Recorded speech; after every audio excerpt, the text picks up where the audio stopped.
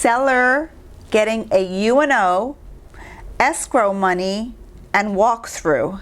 This is really sticky situation. Seller, homeowner, decides to list his home, and he gets a contract.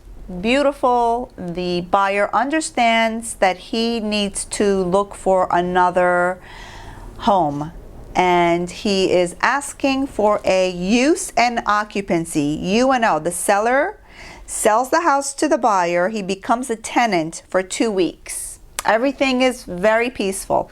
Perfect. No problem. The day that the seller as a tenant is moving out, there's no walkthrough. There was a walkthrough before they sold the house, but the day the tenant, the seller now, that is the tenant, moves out, there was no walkthrough. He moves out, the buyer moves in, probably like 3 or 4 days later, the buyer all of a sudden is asking for, oh, the door was damaged. We want $1,200 for the door. I mean, mind you, they put, I want to say, $3,000 or $4,000 in escrow, I think.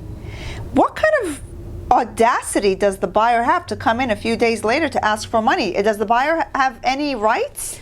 So the buyer should have done a pre-closing walkthrough, a walkthrough just before arriving at the closing table, and they should have done an immediate post-occupancy walkthrough. Right. And raise any issues at that point. Unfortunately, the dynamic is that sometimes as the buyer's there, they spend more time, they look around, they're running water, they're taking showers. Not the seller's fault, not Exactly. the seller's problem. Exactly. They should have raised any issues immediately upon Right. termination of the use and occupancy. So does the buyer have a right to ask for money, yes or no?